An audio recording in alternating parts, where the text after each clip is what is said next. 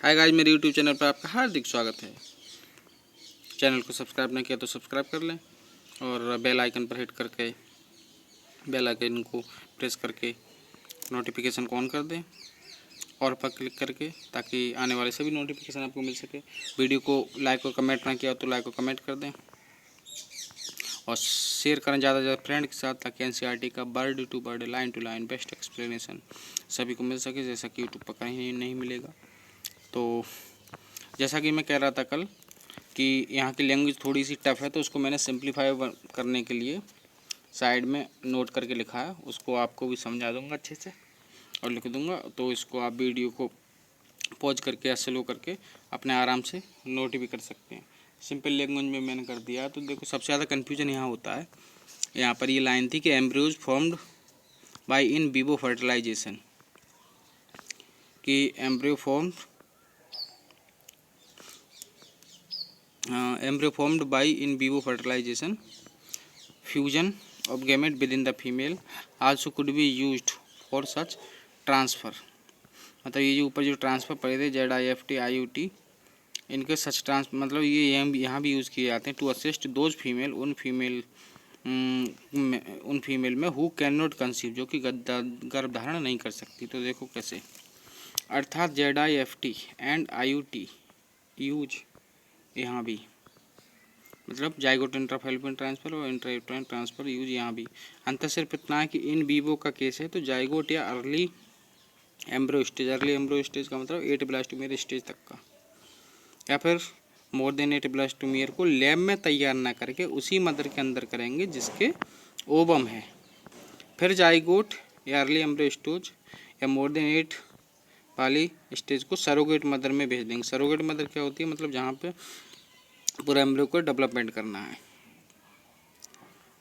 जैसे कुछ एक्ट्रेस वगैरह भी सुना गया कि सरोगेट मदर बनी है, मतलब ओवम वगैरह किसी और के उस हिसाब से होंगे। बस उसको क्या करेंगे कि वो मतलब उसमें जो एम्ब्रियो का डेवलपमेंट होगा, गेस्टेशन पीरियड, वो उनके अंदर चलेगा।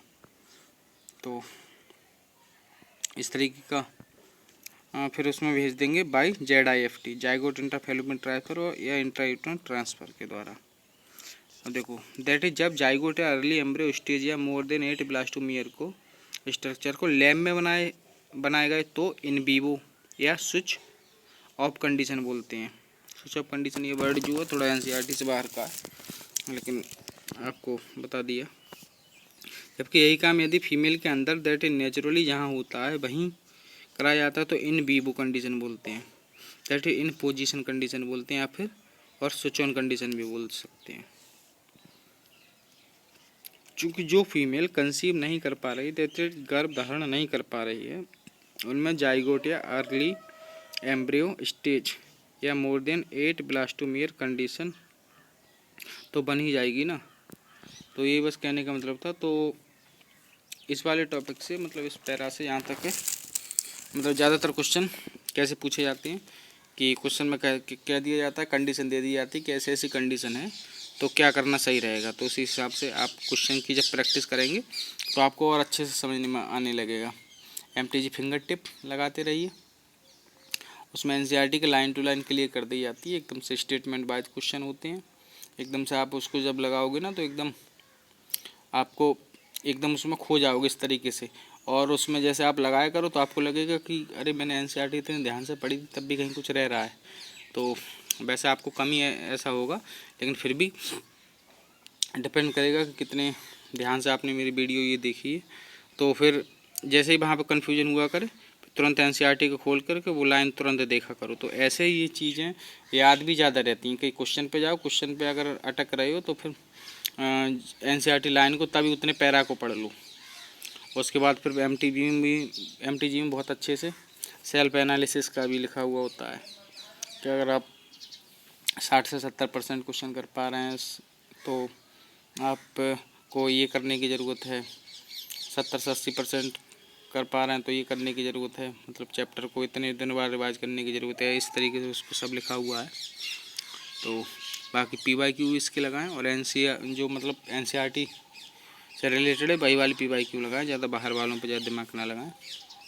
करें तो बस एक बार उसको ऐसे करके याद कर लें, क्योंकि आने के चांसेस कम ही होते हैं। 2-3 क्वेश्चन अगर आते भी हैं बाहर से तो उतने के लिए अगर आप बुकलेट वगैरह इधर उधर से पढ़ेंगे कहीं की, तो फिर उसमें क्या उतने टाइम में आप और